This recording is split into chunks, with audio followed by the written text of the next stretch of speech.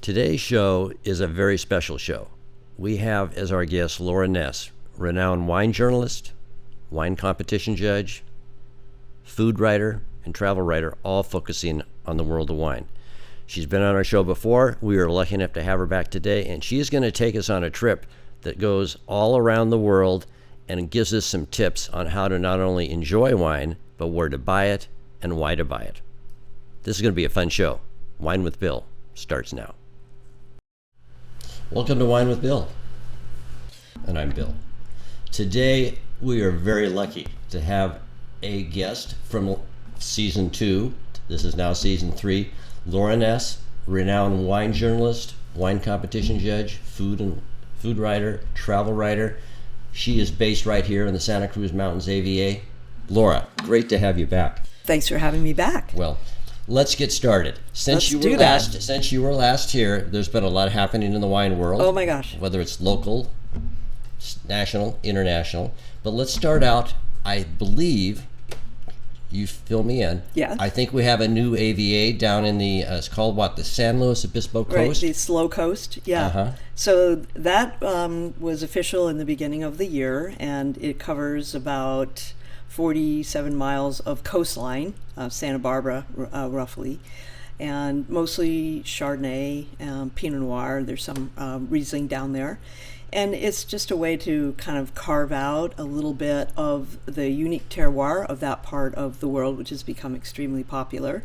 And I think will just become more so.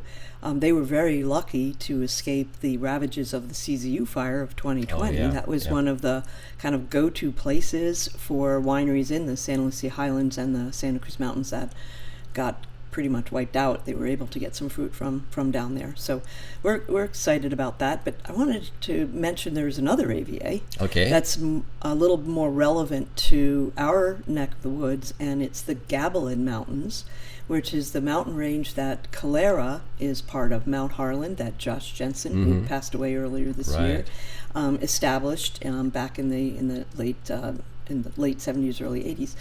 And the Gabilan Mountains is 98,000 square miles, and it is 30 miles long, and it's basically defined by elevation. So it's 1,500 to the top of the highest peak, which is 2,370. And probably the most relevant vineyard from that area is Coastview, which Big Basin Vineyards fans will recognize as being a very large part of the portfolio that Bradley Brown has at Big Basin Vineyards. And Coastview was planted by Josh Allen, and his son now manages it. And it is one of the most interesting vineyards I've ever been to. I drove up in an old Rabbit car, for those of you who might not know what that is, driven by Ian Brand, who is a very famous winemaker from the Santa Cruz Mountains region, is now in Monterey. And he drove me up to the top of this mountain some years ago, and I'll never forget the feeling of driving around the edge of the cliff, constantly winding around. The outside lane. On the outside lane, there's no guardrails, there's nothing. And I remember Tony Craig, who used to be the winemaker at David Bruce and is now at Savannah Chanel, and also his own brand, Sonnet. He said the scariest moment of his life was driving a grape truck up to pick up fruit from up there. And it was Syrah, and it was extraordinary.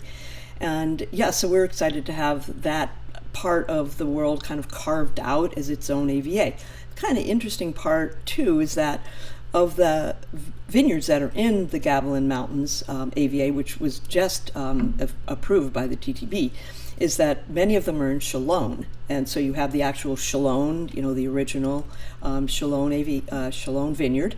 And there's Michael Michaud's vineyard. Michael Michaud had a tasting room in Saratoga for a time.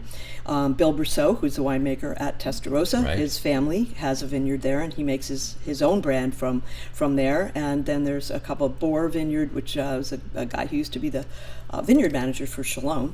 And the Chalone vineyards kind of make up the largest number of vineyards in that AVA, but the other two that people will recognize are Calera, Mount Harlan, and Coastview. So yeah. What are the varietals that are the top of the line there? Certainly Pinot Noir and Chardonnay are very established in all of the vineyards that I mentioned. Also at Coastview, you have Syrah, you have Grenache, you have Mourvedre. Bradley Brown basically commissioned John Allen to plant some varietals that he was very keen on at the time. And I think there's some Viognier up there. There might be Rouzan.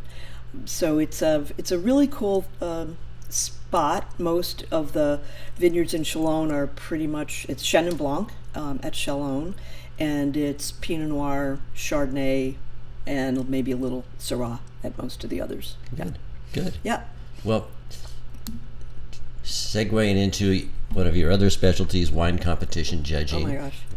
What have you done this year, and what's coming up on your schedule of events, schedule of judging? So, in addition to all the really great competitions I've been a part of, and I got to judge Central Coast competition this year, which was held in Paso Robles, and that was great because I love Paso and don't spend as much time there as I used to do in the past.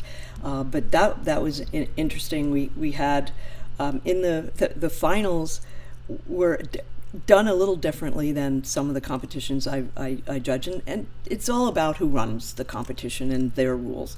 And this was very interesting. In the finals, the buyers, like the guys who buy for Albertsons, Safeway, wine bars, Total Wine, those kind of folks, they look at a wine not so much as, do I think this is a really great wine? Is this a wine that I would serve to my friends? But is this a wine I can sell off my shelf? And so we came down to a little tussle. There was a Cabernet Franc that was outstanding, really, really good. And kind of the purists in the group, I consider myself one of them in this particular case, were voting for the Cab Franc. And it was clear that the buyers also really liked this wine, but they voted for the Cabernet Sauvignon just because it was a Cabernet Sauvignon. And at that point, I'm like, well, that's the way the world works. These guys have to sell the wine off their shelf. And the other great competition was the fourth annual International Canned Wine Competition. And canned wines. There were 300 entries from all over the world. I'm not kidding you. Japan, New Zealand, Australia, South Africa, Austria, Germany.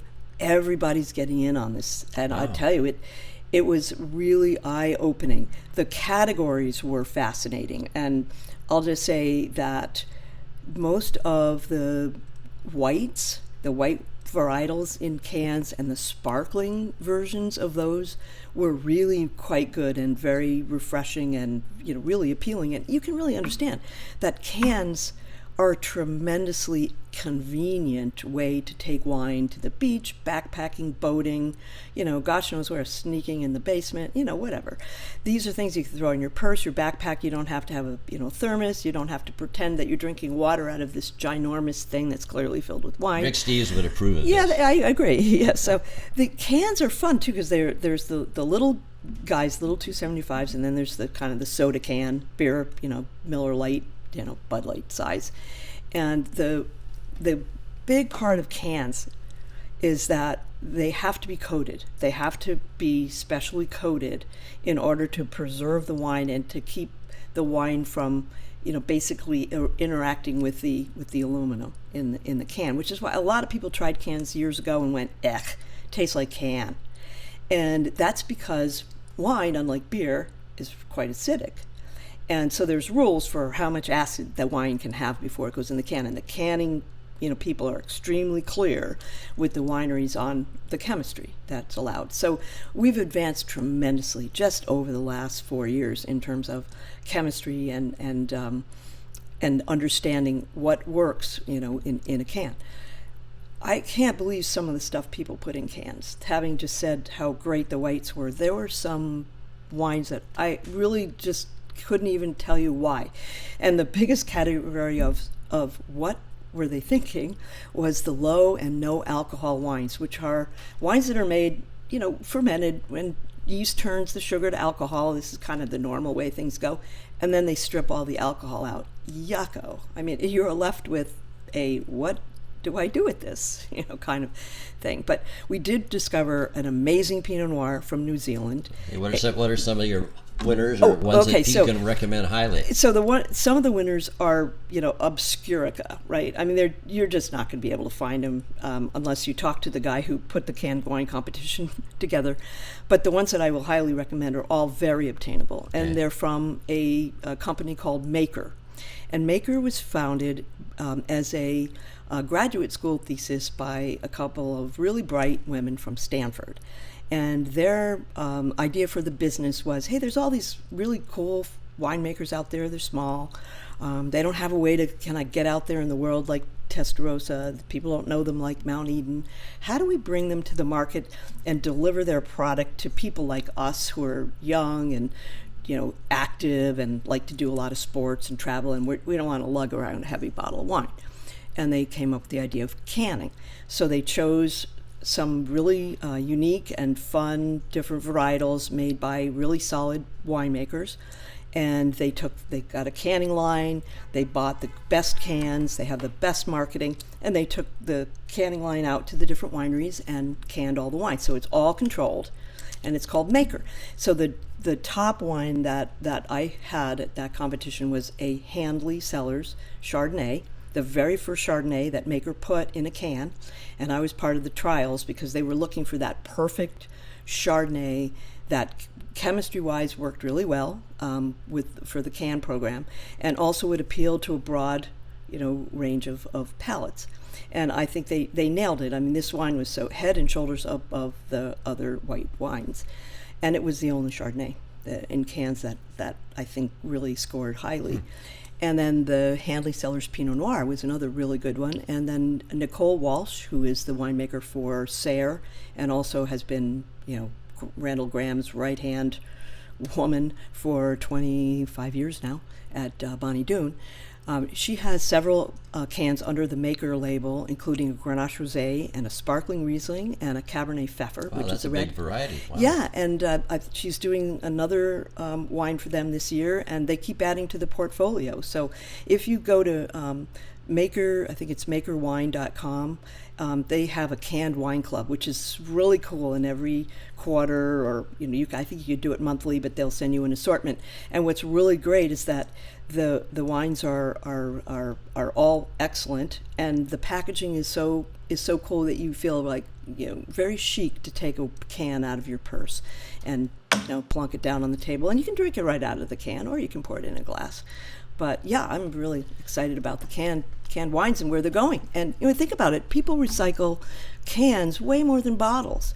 And even though, there's a heavy lift in terms of environmental impact, taking all the materials that are used to put the cans together, but they're much more easily turned into other aluminum products. My comment from listening to you is three things. One, it's a great idea, and it's taken hold. Number two is environmentally, it's a win-win. And marketing is really just it's wide open. Is there data that says, oh my gosh, 5% of the wine sold in California or nationally is in cans now, or I'm going to presume it's increased in the last growing, 4 to 5 years? The percentage of wines in can is growing year over year by about 10%. So that's a pretty healthy. Wow. Yeah, more and more people are putting wines and wine-based products like seltzers and coolers and that sort of thing into cans. But yeah, the other thing about cans is they really retain the cool, and they hold that cool once they're once you've chilled them down, and you've got a third of a bottle in the 275s and a half in the larger size. And so if you just want a glass and a half of wine rather than a whole bottle, and you don't have a place to store it, well, the can really fits the bill. I'm thinking of my golf bag. There you go. Oh my gosh. We'll set you right up. Let's not go there. Okay. Yeah. Well, let's take a break here, and when we come back, we're going to talk about a little more specificity with our own AVA here in Santa Cruz Mountains, and we're going to talk about some of the interesting food and wine things that you've discovered, whether it be a good place a little hidden wine secret for travel, and some of the stuff about just what I'm going to call day-to-day life with wine. Okay. You got to have life with wine, right? Absolutely. All right, we'll be right back.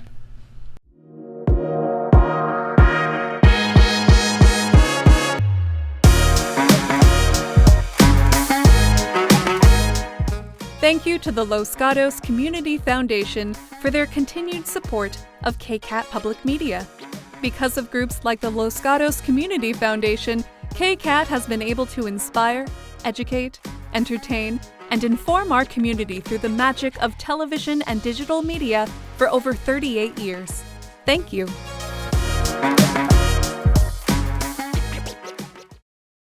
We're back, and let's focus on our own Santa Cruz Mountains AVA, Laura. And what have the local owners, winemakers told you about the 2021 harvest? I think we had no fires and smoke. It was good in that sense, but how did everything go with the drought, et cetera? So there's two parts to that question. The harvest was really great. Everyone was extremely thankful that it went off without any fires and, undue heat stress. It was a nice, even ripening year in 2021. And so they didn't have all the grapes coming in at once, which is a nightmare because you run out of space, and labor is tighter and tighter and tighter. So finding people to pick when everything comes in all at once is just a monumental disaster. And we're hoping to avoid that this year. It's been warm in the last few days. It's going to get really warm again this week, so that's pushing all of the grapes, and a lot of them will be, ripening around the same time, so there might be a bit of a labor crunch. But that did not happen in 21. I think you could say it was ideal, except for the drought, which is definitely having an impact. And I know that, Jeffrey Patterson has made mention of the lower, cluster count and the smaller clusters, smaller berries. This is all due to, to a lack of water. So that's a big stress point. Certainly in areas that are, prone to frost, there's less water in ponds for frost protection. So, 2021, I think, is shaping up to be, the 2021 rosés that I've had are all quite good. Everything is really solid, so I think that's good. And so you're always just worrying about the next thing, like 2022. What's going on for 2022? Well, I would say we're a little earlier in the inland areas, the warmer areas, because of the fact of that big high pressure that comes from the desert Southwest that's been over the Four Corners, that's been spinning, all that monsoonal moisture, which definitely had an impact here in the Santa Cruz Mountains, especially the vineyards along the coast. There was a low pressure system sitting off that kind of squeezed the high, so the high sat over, basically the inland, and it was cooler, of course, along the coast. There was still fog, and then you had the monsoonal moisture coming up, and a lot of it came up the coast because there was that hurricane remnant that kind of got spun in there, and so you had monsoonal and tropical moisture that was kind of a problem because the vines that are near to the ocean always have high mildew pressure just because of the fog. And then when you add in a stray shower and humidity, it was really humid there for a while, that can cause botrytis in the bunches. So the vineyard guys who are farming those vineyards are very cognizant of that problem. And then the other thing that happened in the early part of this year was some vineyards got hit with the wind. We had quite a lot of wind and cooler weather, and when vines were blooming, they got knocked off. Basically, the blossoms got knocked off. So there's a really low set, like down in Santa Clara County.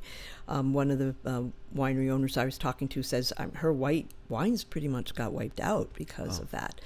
So, what's good in one, little pocket might not be in another. So the real story here is that the Santa Cruz Mountains has so many different pockets. You've got the summit area where it's generally a lot warmer. You've got Corralitos, and Corralitos has some really sunny, very warm, exposed areas, and then you have some that are more tucked away. It's all about orientation.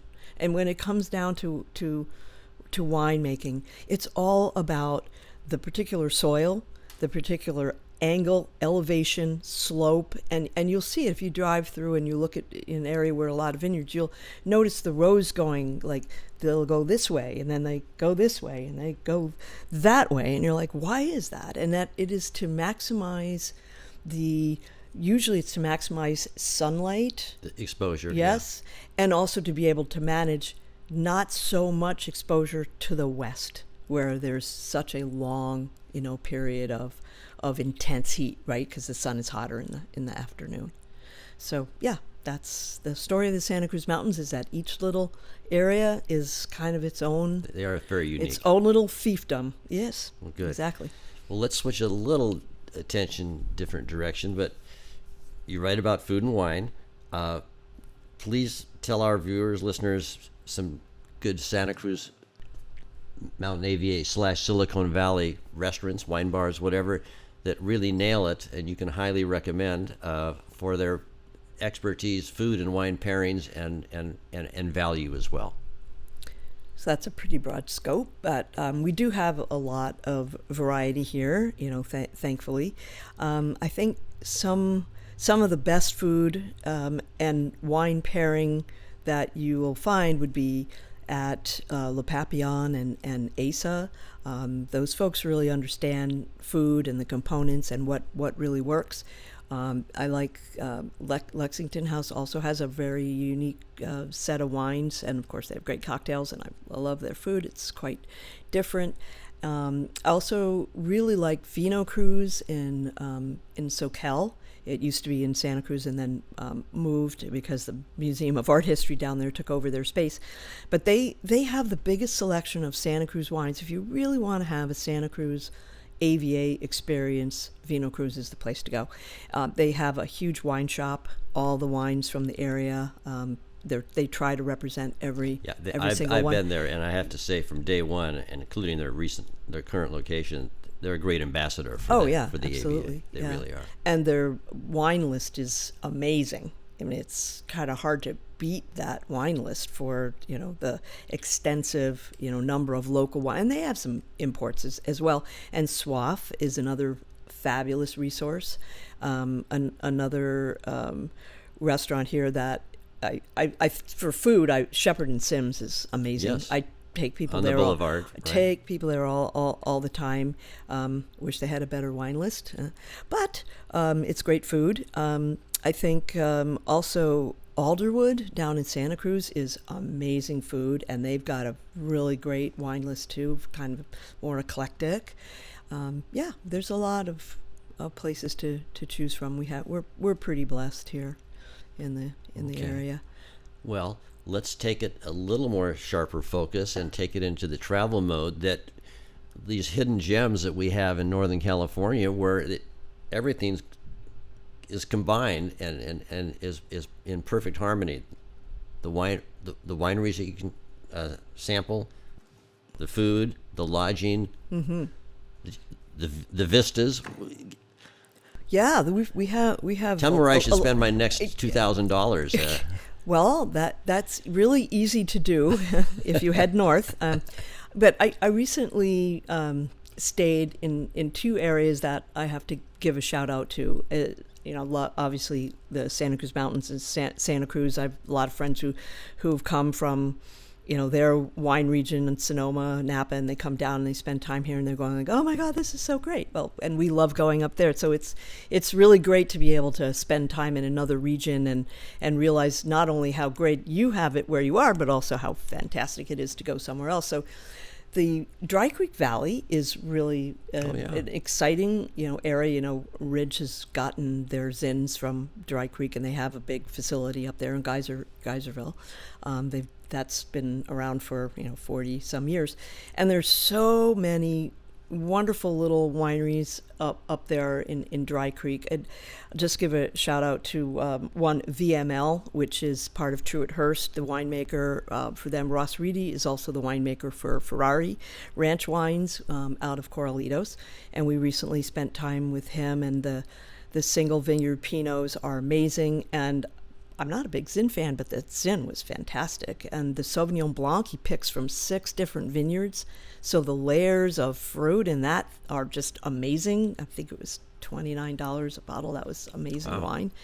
And then I spent some time at Papa Pietro Perri, which is in Dry Creek. They make a lot of Pinots, and they have such a variety. They make Pinot from the Sonoma coast and Anderson Valley, and of course all throughout the Russian River, and that's a real great study in the differences from vineyard to vineyard. And I like the way they approach things. Pretty much it's made all the same way except for the vineyard, so you're really tasting the vineyard. So I that was fun. And that I stayed at the Madrona Inn, right, which is just beautiful. It's old. Have you stayed there? It's Victorian, and they've redone everything on the property. I think it's under new management, and just everything about the decor and the nice pool, the gardens, the food. It was really, really amazing. I have to say, I appreciated that experience very, very much. And you're so close to all the wineries. It's just incredible.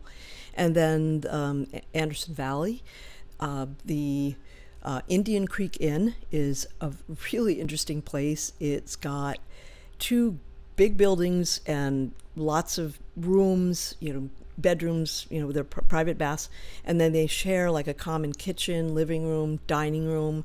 So it's a great place to, hang out with a family or a group of friends, rather than, renting a VRBO. This is like fantastic. It's right on a creek. The owner is amazing, and you can pretty much walk to like 4 or 5 wineries to tasting rooms right there. So Indian Creek Inn, big thumbs up. And then another place that I just wrote about for Edible Monterey is the Inn at Newport Ranch, and it's a 2,000-acre spread of 7 different microclimates, and you literally go from the ocean, standing on the bluffs looking out at the ocean, and there's a cove where the logging ships used to come in, where they could anchor safely, and they would take down all the redwood trees and basically throw them into the boat from up on the cliff, and that's a really that's a big legacy for that area. And what town is that in, Laura? It's just north of Fort Bragg. Fort Bragg, okay. And Fort Bragg was like a huge milling town. It was lumber, and now a big part of that lumber mill area has been taken over by a conservancy group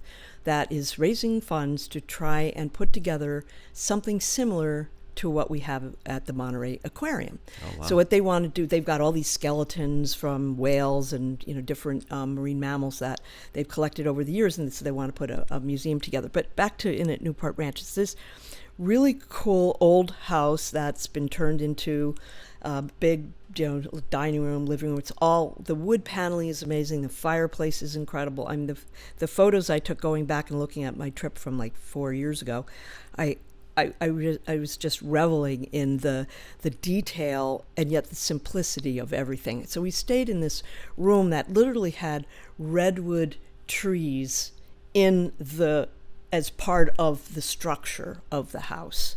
So you have these enormous posts that are redwoods, and the decks go all around. The views are amazing.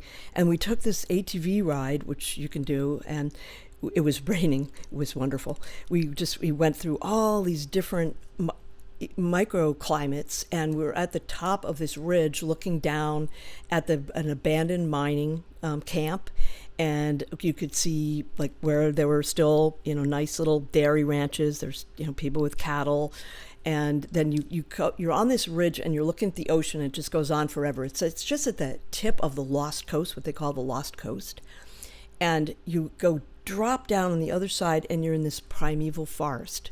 Unbelievable. filled with moss and craggy trees, and it was waterfalls running everywhere, birds of prey diving into the stream to get fish.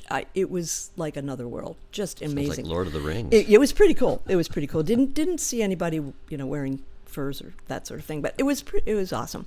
And the food is great.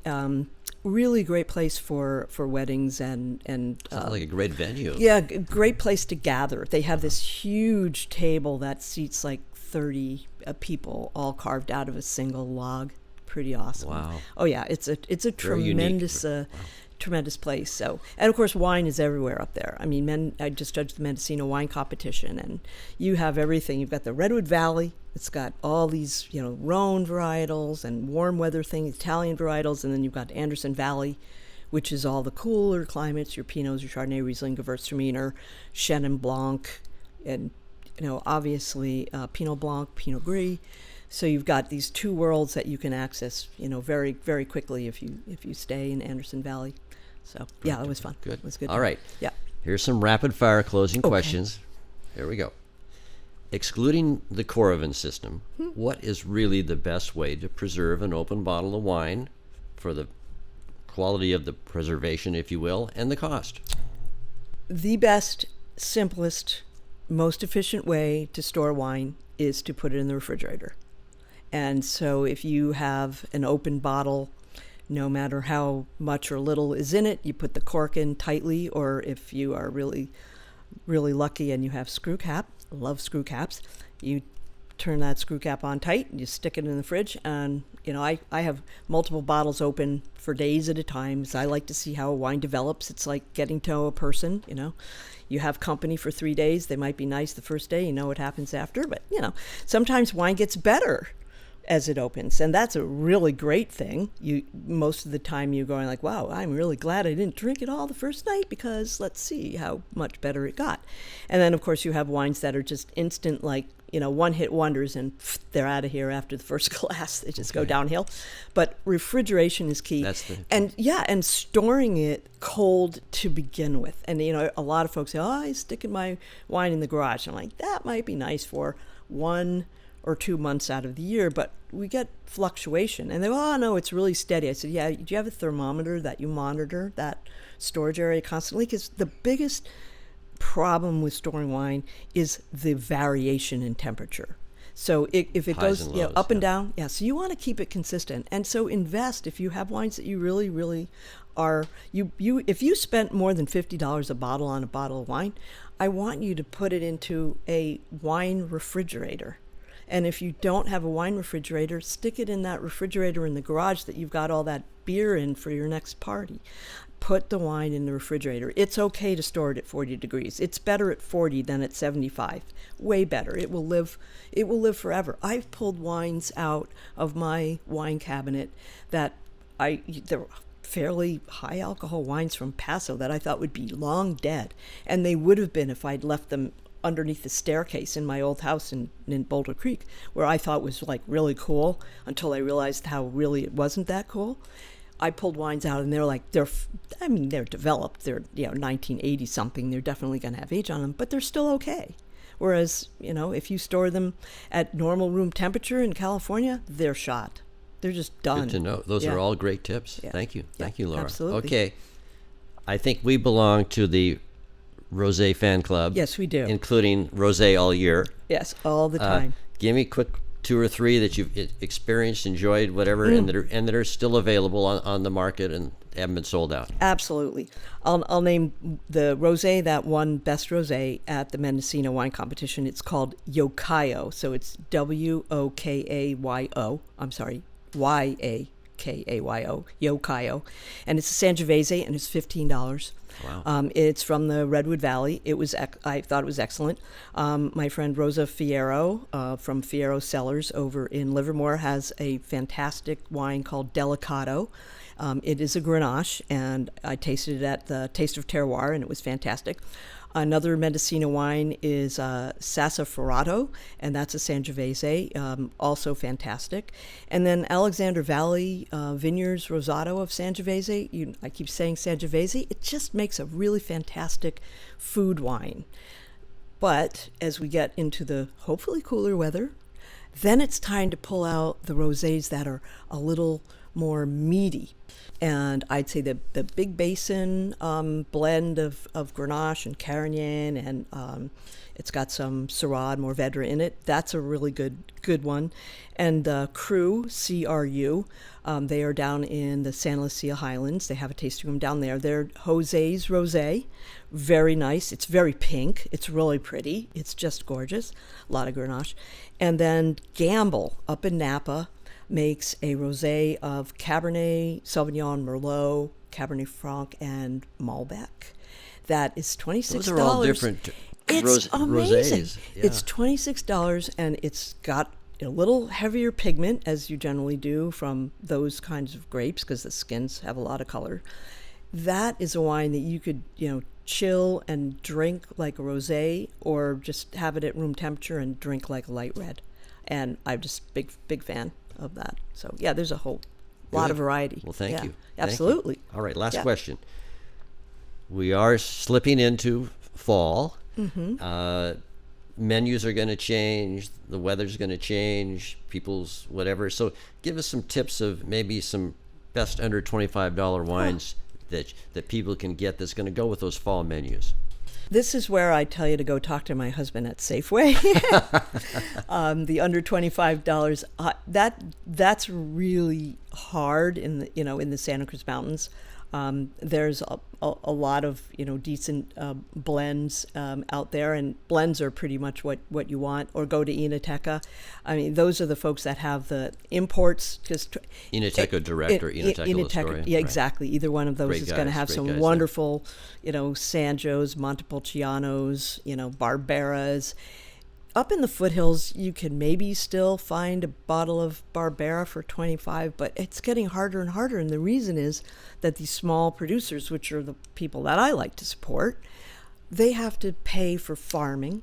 Water is expensive. Labor is intensely expensive. And the weather is always wreaking some kind of havoc, on you.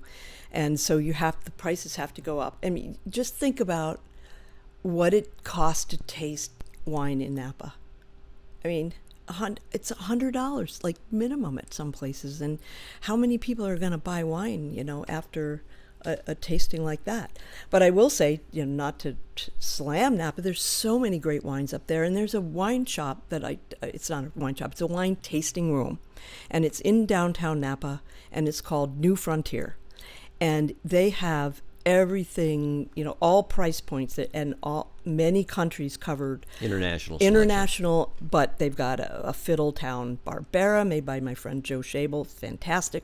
They've got Cabernet, from George III, and all the fantastic vineyards in Napa. You can spend anywhere from $20 on a bottle of wine to $250, and just go and do it and taste a Syrah or a Grenache from Australia, and your mind will be blown.